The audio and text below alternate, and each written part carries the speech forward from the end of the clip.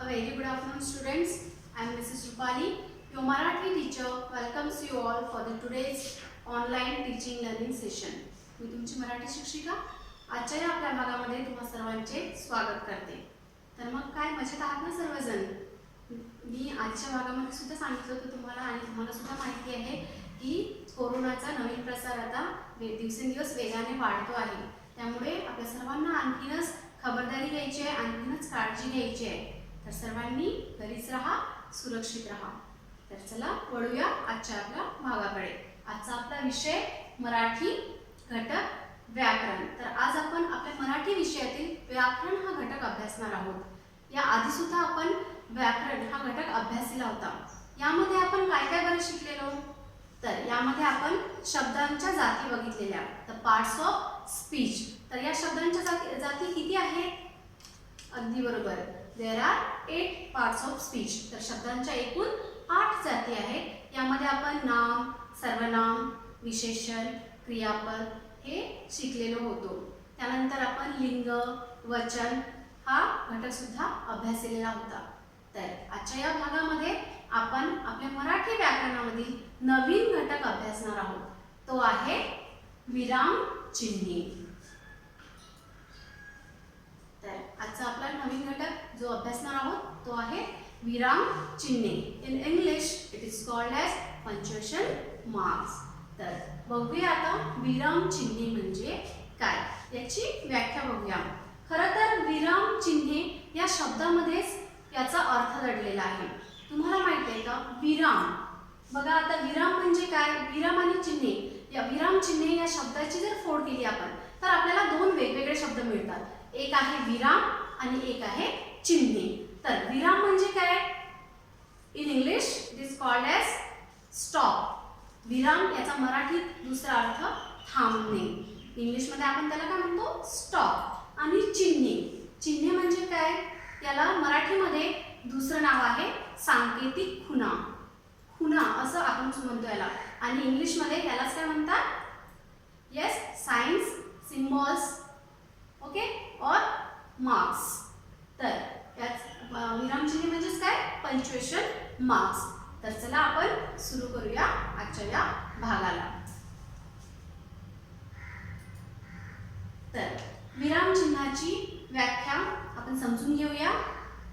अर्थपूर्ण शब्दसमूहाला वाक्य असे म्हणतात. ही वाक्य बोलताना आपण मध्ये मध्ये थांबतो त्यास विराम असे म्हणतात. बोलतानाचे हे विराम आपल्या उच्चारावरून, आवाजातील चढ उतारावरून लक्षात येतात. तर बघा, अर्थपूर्ण जो शब्दसमूह असतो, ओके, अर्थपूर्ण शब्दसमूह म्हणजेच काय? A meaningful words we can say. Okay, the group of meaningful words or the collection of meaningful words makes a sentence. Okay, तर अर्थपूर्ण शब्दसमूह जेव्हा बनतो, जेव्हा एकत्र येतात तेव्हा त्याचं काय बनतं? आहे वाक्य बनतं, हो की नाही? तर हे जे वाक्य आहे हे वाक्य बोलताना आपण जेव्हा वाक्य बोलतो तेव्हा मध्ये मध्ये आपण थांबतो, पॉज घेतो. ओके, तर बोलतानाचं हे जे थांबणं आहे ते आपल्या आवाजाच्या चढ उतारावरून आपल्याला कळतं, हो की नाही? तर यालाच काय म्हणतो आपण? विराम असे म्हणतो. परंतु लिहिताना आता बोलतानाचं जर झालं, बोलताना आपण थांबतो, ठीक आहे, पण लिहिताना काय? तर आपण जे काही बोलतो तर ते लिहिताना ज्या खुणांनी दाखवतो, ज्या चिन्हांनी दाखवतो त्यालाच विराम चिन्ह असं म्हणतात. त्यालाच काय म्हणतात? Punctuation marks.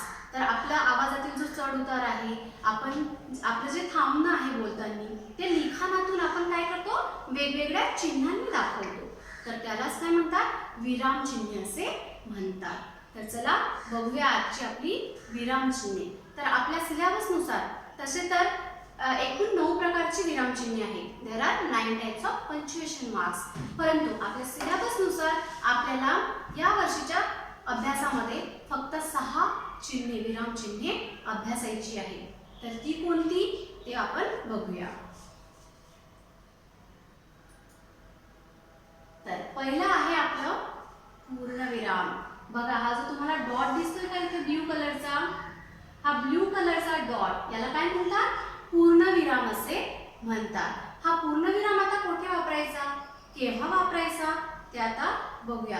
तुम्ही जर ऑब्झर्व केलं असेल किंवा टेक्स्टबुक मध्ये जेव्हा तुम्ही काळजीपूर्वक लक्षपूर्वक वाचता तेव्हा तुम्ही तिथे मध्ये मध्ये एक वाक्य पूर्ण झाल्यानंतर वाक्याच्या शेवटी तिथे एक डॉट दिलेला असतो, हो की नाही? तर त्या डॉटला त्यालाच काय म्हणतात, पूर्णविराम असे म्हणतात। तर बघा, हे पूर्णविराम आपण केव्हा वापरतो, तर विधान किंवा वाक्य पूर्ण झाले हे दाखवण्यासाठी पूर्णविराम हे चिन्ह आपण वापरतो। एखादं वाक्य जेव्हा पूर्ण झालं असेल तर ते दाखवण्यासाठी आपण फुल स्टॉप, इंग्लिश मध्ये त्याला काय म्हणतात, फुल स्टॉप, आणि मराठीमध्ये पूर्णविराम, जे एका डॉट द्वारे दाखवण्यात येतं त्यालाच काय म्हणतात, पूर्णविराम असे म्हणतात। आणि दुसरं, आता हे झालं पहिलं, वाक्याच्या शेवटी वापरतो ते पूर्णविराम, परंतु पूर्णविराम आणखी एका दुसऱ्या अर्थाने सुद्धा वापरतात। तर ते कोणत्या अर्थाने ते बघूया। वाक्याचा संक्षेप दाखवण्यासाठी पूर्णविराम हे चिन्ह वापरतात। आता वाक्याचा संक्षेप म्हणजे काय, किंवा आद्य अक्षर, आपल्या नावाचं जे आद्य अक्षर असेल ते आपण पूर्णविरामाने दाखवतो। आता जसं एक्झाम्पल जर घेतलं, गायत्री नितीन जाधव, ठीक आहे, हे पूर्ण नाव झालंय, तर याचाच जर आपल्याला संक्षिप्त रूप करायचं असेल म्हणजे शॉर्ट फॉर्म करायचं असेल तर आपण काय म्हणू, गायत्रीचा गा, त्यानंतर नितीनचा नी आणि जाधवचा जा। ओके, तर मुख्यतः आपण जाधव हे पूर्ण सरनेम लिहितो। तर बघा, गायत्री नितीन जाधव याचं संक्षिप्त आपल्याला करायचं झालं तर काय होईल, गा नी जाधव। तर कळालं का तुम्हाला? आपण उदाहरणासह याला समजून घेऊया। तर बघा, ही काही उदाहरणे मी तुम्हाला दिलेली आहे की पूर्णविराम नक्की कुठे वापरायचा। तर बघा, आपलं जे वाक्य आहे, पहिलं वाक्य आहे, रमेश घरी गेला। इथे आपल्या लक्षात येईल की हे वाक्य पूर्ण झालेलं आहे, म्हणून वाक्याच्या शेवटी इथे काय दिलेलं आहे, पूर्णविराम, फुल स्टॉप दिलेला आहे। बघा, जेव्हा आपल्या लक्षात येतं की एखादं वाक्य पूर्ण आहे, ओके, ते कंप्लीट सेंटेन्स आहे, तर तेव्हा तेथे आपण पूर्णविराम वापरतो। त्यानंतर दुसरं वाक्य आहे, तो आंबा खात आहे। तर बघा, तो आंबा खात आहे, येथे या वाक्यावरून तुमच्या लक्षात आलं असेल की या वाक्य काय झालेलं आहे, पूर्ण झालेलं आहे। जेव्हा ते वाक्य आपण वाचतो तेव्हा आपल्या लक्षात येतं की ते वाक्य पूर्ण आहे की अपूर्ण। तर इथे हे वाक्य पूर्ण झालेलं आहे, म्हणून वाक्याच्या शेवटी आपण काय दिलेलं आहे, पूर्णविराम दिलेला आहे। त्यानंतर तिसरं जे वाक्य आहे, शाळा सुटली। तर बघा, शाळा सुटली, वाक्य पूर्ण झालेलं आहे, म्हणून आपण इथे वाक्याच्या शेवटी काय दिलेलं आहे, पूर्णविराम दिलेला आहे। त्यानंतर जो आपण दुसरा पाठ बघितलेला की संक्षिप्त रूप दाखवण्यासाठी सुद्धा, शॉर्ट फॉर्म लिहिण्यासाठी सुद्धा आपण काय करतो, फुल स्टॉप, पूर्णविराम वापरतो। तर त्याची उदाहरणं अशा प्रकारे, जसं बघा, ता डॉट, क डॉट, तर याचाच अर्थ काय आहे, याचं पूर्ण रूप काय आहे, ताजा कलम, परंतु शॉर्ट फॉर्म संक्षिप्त रूप लिहिताना आपण ता डॉट क डॉट असं ते लिहितो। नंतर दुसरं वाक्य, ना गो। तर बघा, जसं मी तुम्हाला उदाहरण सांगितलेलं गायत्री नितीन जाधव, त्याप्रमाणेच हे आहे पूर्ण नाव, परंतु या पूर्ण नावाचं जे संक्षिप्त रूप आहे ते आहे ना, म्हणजेच नागनाथ, गो त्याचं पूर्ण रूप आहे गोरे, नागनाथ गोरे, त्याचं संक्षिप्त रूप आपण केलेलं आहे ना गो। तर चला बघूया पुढे, तुम्हाला ही उदाहरणं नक्की समजली असेल। आता आपण बघूया विराम चिन्हातला दुसरा प्रकार, तो आहे स्वल्पविराम। बघा, इथे दिलाय तुम्हाला, in English it is called as comma. काय म्हणतो आपण याला, कॉमा असे म्हणतो। मराठीमध्ये त्यालाच काय म्हणतात, स्वल्पविराम। तर बघूया आता स्वल्पविराम कुठे वापरतात।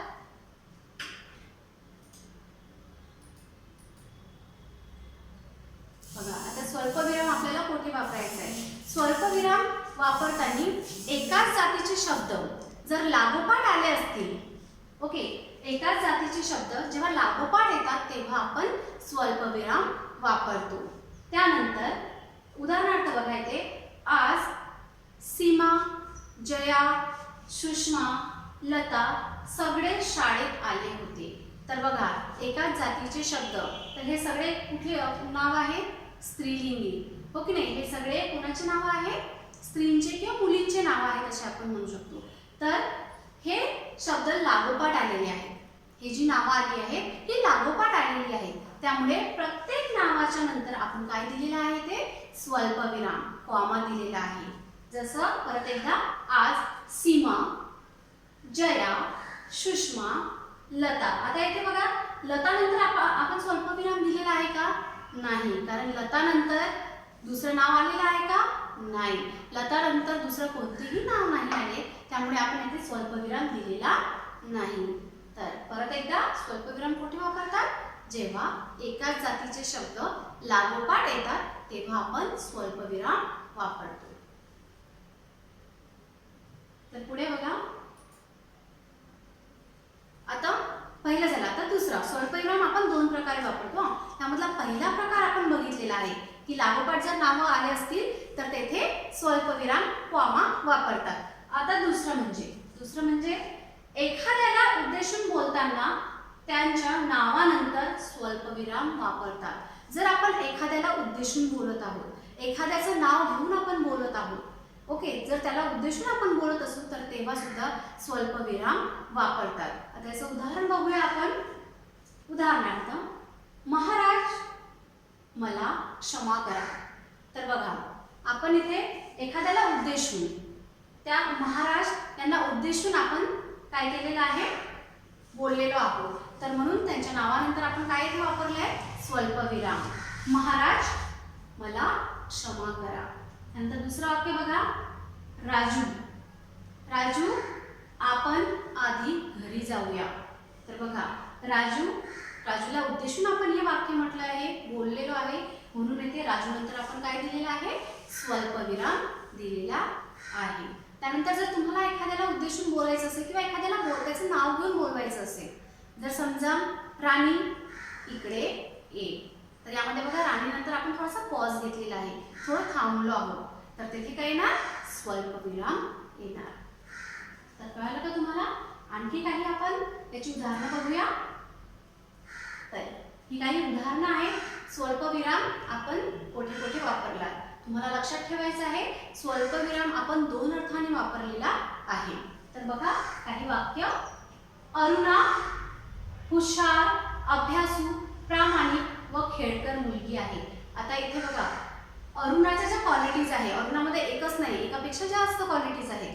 लागोपाठ आपण तो शब्द इथे वापरलेला आहे, त्यामुळे आपण इथे त्या शब्दानंतर स्वल्पविराम दिलेला आहे.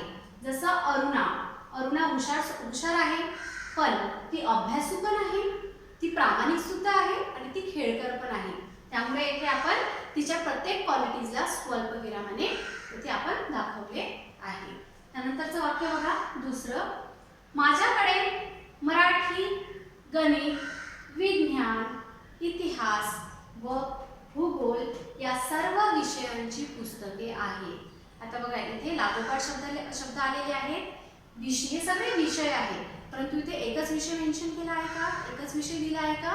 नाही, एकापेक्षा जास्त विषय इथे आलेले आहेत, म्हणून ते सर्व विषय, ते लागोपाठ आलेले शब्द आपण स्वल्पविराम देऊन दर्शवले आहे, दाखवले आहे. नंतरचं बघा, मधु इकडे ये. आता या वाक्यामध्ये बघा, इथे आपला स्वल्पविरामातला दुसरा प्रकार लागू पडतो. एखाद्याला उद्देशून आपण बोलत आहे, त्यामुळे बघा, मधुला उद्देशून हे वाक्य आपण म्हटलं आहे, म्हणून येथे मधु इकडे ये. मधु नंतर आपण काय घेतलंय? थोडासा पॉज घेतला आहे, थोडं थांबलो आहोत, म्हणून येथे आपण मधु इकडे ये. मधु नंतर आपण इथे स्वल्पविराम दिलेला आहे. त्यानंतरचं वाक्य बघा, लता इकडे ये. लताला उद्देशून आपण ते वाक्य म्हटलेलं आहे, म्हणून इथे आपण लता नंतर काय दिलेलं आहे? स्वल्पविराम दिलेला आहे. तर कळालं का तुम्हाला? वळूया आपल्या तिसऱ्या प्रकाराकडे. आपला जो तिसरा प्रकार आहे, विराम चिन्हातला जो तिसरा प्रकार आहे, तो आहे अवतरण चिन्ह. अवतरण चिन्ह तुम्हाला माहित आहे का? अवतरण चिन्हाला इंग्लिशमध्ये काय म्हणतात? Inverted comma. आता हे जे इन्व्हर्टेड कॉमा आहे, हे दोन प्रकारचे आहे. अवतरण चिन्ह किती प्रकारचे आहे? दोन प्रकारचे आहे. तर पहिलं आहे एकेरी अवतरण चिन्ह, दुसरं आहे दुहेरी अवतरण चिन्ह. Single inverted comma and double inverted comma. तर चला बघूया आपण इन्व्हर्टेड कॉमा हे अवतरण चिन्ह कोठे वापरतात.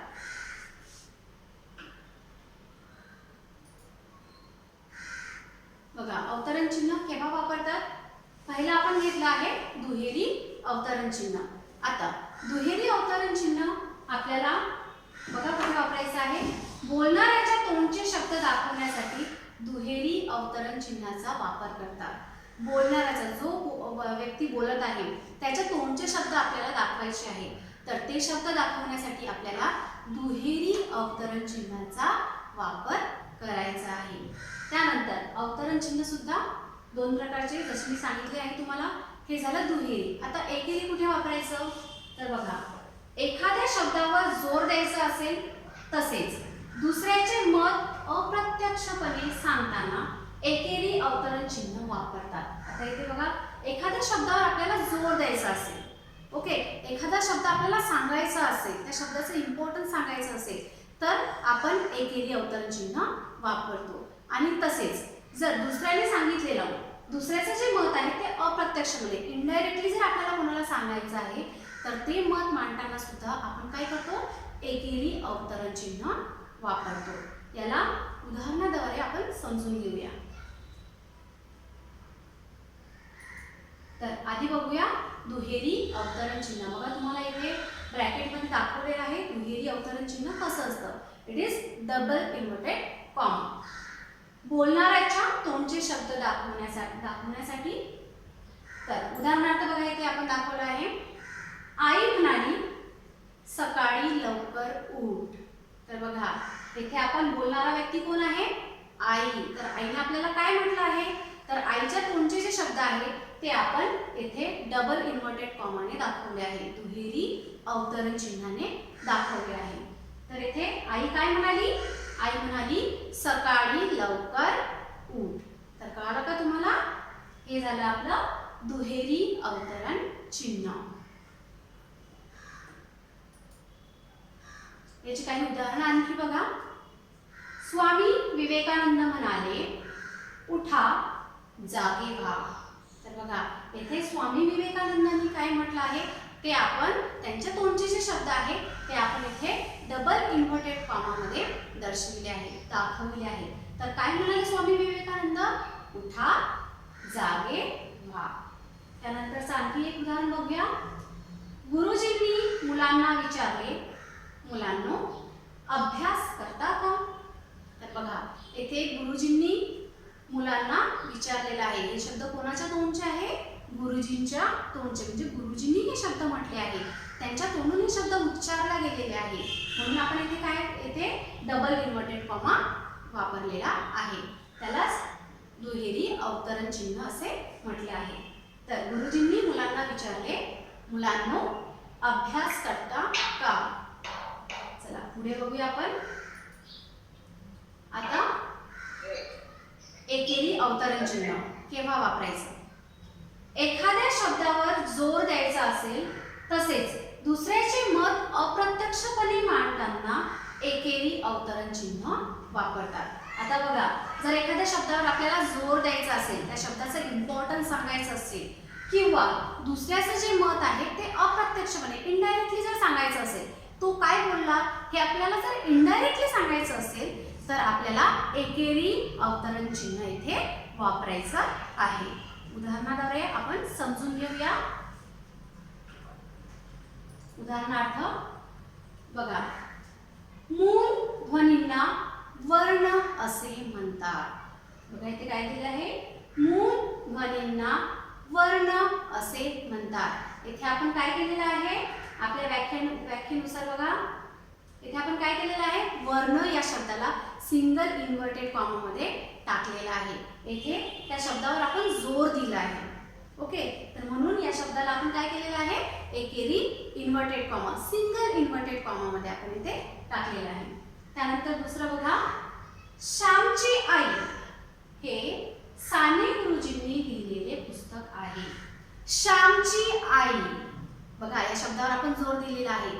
श्यामची आई हे शब्द, या शब्दावर आपण जोर दिलेला आहे.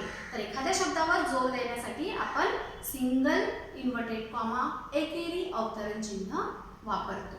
तर कळालं का तुम्हाला एकेरी अवतरण चिन्ह कोठे वापरायचं आणि दुहेरी अवतरण चिन्ह कोठे वापरायचं. चला वळूया पुढे. आपला नंतरचा प्रकार आहे प्रश्नार्थक चिन्ह. आता बघा प्रश्नार्थक चिन्ह हे आपल्या चांगल्याच परिचयाचं आहे.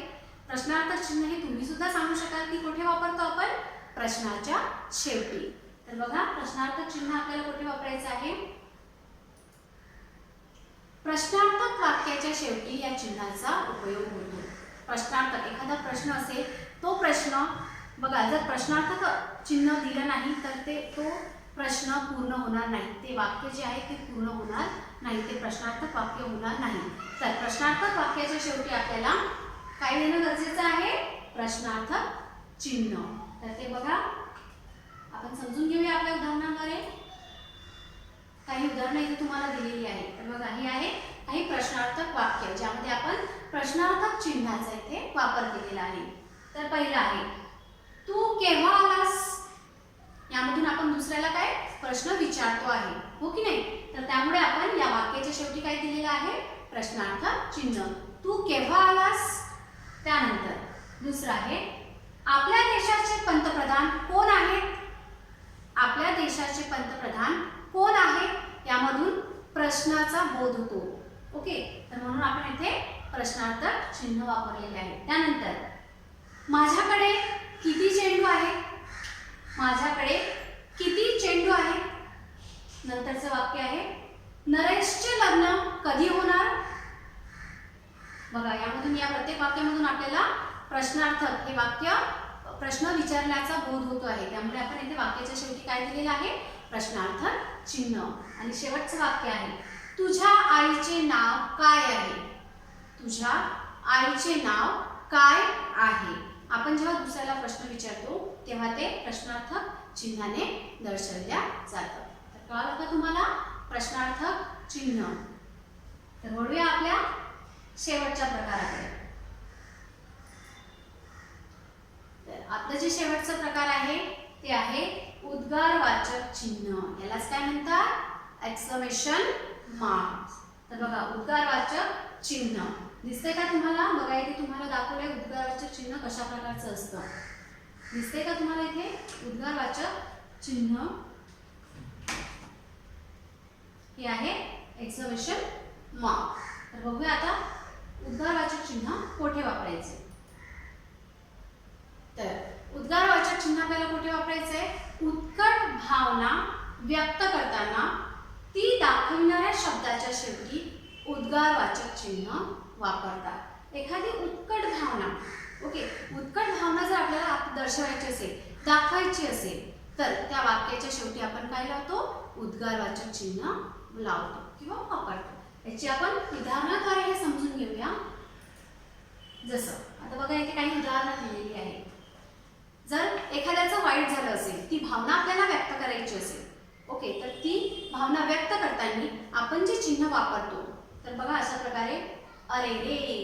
इथे काय केलेलं आहे अरे रे नंतर उद्गारवाचक चिन्ह दिलेलं आहे. ओके तर ती दुःखाची गोष्ट आहे काहीतरी वाईट झालं आहे त्यामुळे आपण ते या उद्गारवाचक चिन्हाने दर्शवलेलं आहे. अरे रे खूप वाईट झाले. ओके त्यानंतरचं दुसरं एखाद्याला आपल्याला काय करायचं आहे प्रोत्साहन द्यायचं. एखादा चांगला व्यक्ती खेळला असेल एखादा तुमचा फ्रेंड चांगला खेळला असेल ठीक आहे तर त्याला आपण काय म्हणून संबोधतो बघा शाबास छान खेळला. तर बघा आपल्या मनातल्या ज्या उत्कट भावना आहेत त्या वेगवेगळ्या प्रकारामध्ये असू शकतात हो की नाही. एखाद्या गोष्टीबद्दल आपल्याला आश्चर्य व्यक्त करायचं असेल तर ते सुद्धा आपण उद्गारवाचक चिन्हाने दर्शवतो. जसं पहिल्या प्रकारामध्ये एखादी वाईट गोष्ट झाली असेल ती जर आपल्याला दर्शवायची असेल आपल्या भावनेतून व्यक्त करायची असेल तर आपण कुठला शब्द वापरलेला आहे अरे रे. त्यानंतर एखाद्याने काहीतरी चांगलं केलंय तर त्यासाठी त्याला शाबासकी म्हणून जो आपण शब्द वापरलाय बघा शाबास छान खेळलास तर तेथे आपण काय वापरलेलं आहे उद्गाराचे चिन्ह. त्यानंतरचं बापरे केवढा मोठा साप. बघा साप दिसल्यावर आता आपल्याला दुःख होणार का आनंद होणार का नाही. ती जी भावना ती जी व्यक्त करण्याची भावना राहील ती थोडीशी वेगळी राहील हो की नाही. म्हणजे थोडंसं घाबरलेल्या अवस्थेमध्ये तर ते व्यक्त असताना आपण कोणता शब्द वापरलेला आहे इथे? बापरे, केवढा मोठासा. तर हे झालं आपलं उद्गारवाचक चिन्ह. तर कळालं का तुम्हाला? उद्गारवाचक चिन्ह कुठे वापरायचं आहे? आपल्या उत्कट भावना व्यक्त करण्यासाठी उद्गारवाचक चिन्हांचा वापर केला जातो.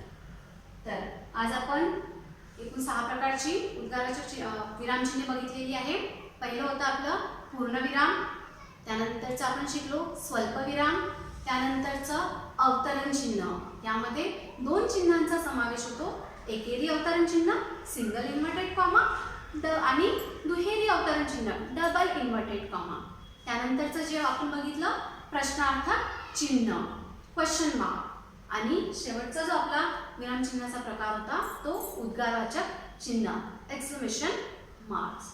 तर आशा करते तुम्हा सर्वांना आजचा हा जो आपला विरामचिन्ह प्रकार आहे तो नक्कीच आवडला असेल. धन्यवाद.